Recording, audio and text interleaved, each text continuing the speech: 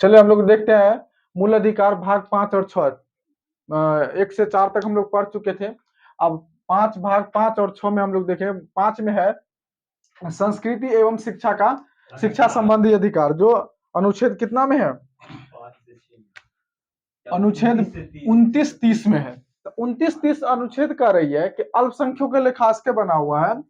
अनुच्छेद 29 में है कि अल्पसंख्यकों के हितों का संरक्षण। अल्पसंख्यक के हितों, अल्पसंख्यक अभी अपना लोगों कौन है? जैसे मुस्लिम हो गया, उसके बाद क्या कहते हैं, सिख है, बौद्ध है, ये लोग छह मतलब अल्पसंख्यक यहाँ पर 6 धर्म के हैं।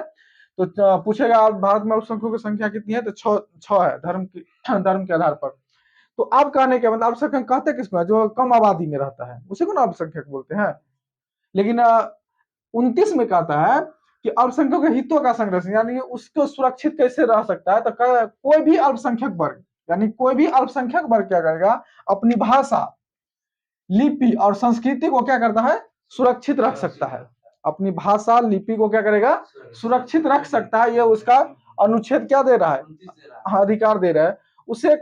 उसे केवल यानी जाति, धर्म, संस्कृति के आधार पर किसी भी शैक्षणिक संस्थान में प्रवेश से क्या किया जा सकता है? रोका नहीं जा सकता है।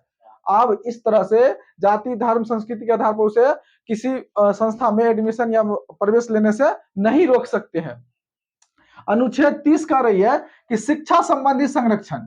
शिक्षा संबंधी संरक्षण किसके लिए? अल्पसंख्यकों के लिए। यानी ये अपनी पसंद का जो है शैक्षिक संस्थान, अपनी पसंद का शैक्षिक संस्था आराम से चला सकता है। जिसके लिए क्या करेगा? सरकार, कोई भी गवर्नमेंट हो, उसको क्या देगा? अनुदान देगा। अनुदान देने में आनाकानी नहीं करेगा, यानी भेदभाव नहीं करेगा। सबको जिस तरह के हम लोग को दे रहा है उस तरह से उसको भी देगा। तो ये आनाकानी नहीं करेगा। कौन? सरकार। इसका ये अधिकार कौन दे रहा है? अनुच्छेद 30। उसके बाद आता है कि संवैधानिक भाग 6 में, 5 खत्म हो गया, भाग 6 में हम लोग देखते हैं संवैधानिक उपचारों का अधिकार।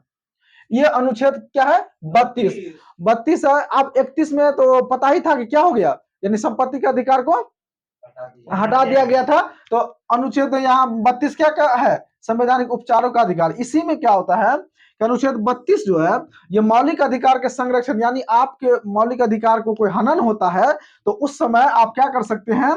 यानी कि हाई कोर्ट और सुप्रीम कोर्ट जा सकते हैं। हाई कोर्ट और सुप्रीम कोर्ट जा सकते हैं। जैसे हम लोग पढ़े थे ना 19 में था ना 6 प्रकार के। तो ये अगर किसी भी तरह के आपको मतलब लगता है कि ये हमका हनन हो रहा है हमारे अधिकार का, मौलिक अधिकार का, तो आप उसको मतलब क्या कहते हैं? बैकबोन की तरह काम कौन कर रहा है? अनुच्छेद 32। यानी ये बैकबोन की तरह काम कर रही है। हाई कोर्ट और सुप्रीम कोर्ट आप क्या कर सकते हैं? जा सकते हैं। तो इस संदर्भ में सुप्रीम कोर्ट क्या करेगा? सर्वोच्च न्यायालय जो करता है 5 तरह के रीट, जब उसको लग जाता है कि ये मतलब सही बात है, तब वो 5 तरह के रीट जारी करता है। 5 तरह के क्या करता है?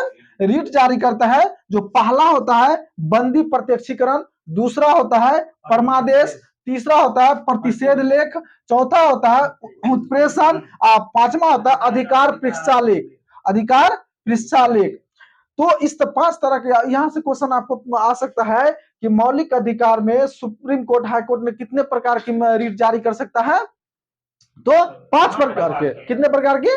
5 प्रकार के। और ये पांचों इस तरह क्या है? और इसी अनुच्छेद 32 को डॉक्टर भीमराव, क्योंकि ये हमको क्या बैकबोन की तरह काम कर रही है, तो अनुच्छेद 32 को डॉक्टर भीमराव अंबेडकर ने क्या कहा? संविधान की आत्मा। यानी संविधान की आत्मा किसने कहा? किस अनुच्छेद को? 32 को। तो हम लोग इस तरह से देख लिए। यानी 29-30 अनुच्छेद क्या था? अल्पसंख्यकों के लिए, ठीक ना? उससे रिलेटेड था। फिर 32 में हम लोग क्या देखें? यानी कि हमारे अगर मूल अधिकार का कोई हनन होती है तो हम कहां जा सकते हैं?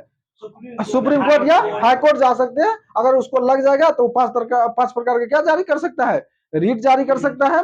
और इसी अनुच्छेद 32 को डॉक्टर भीमराव अंबेडकर ने क्या बोले? संविधान की आत्मा। तो इस तरह से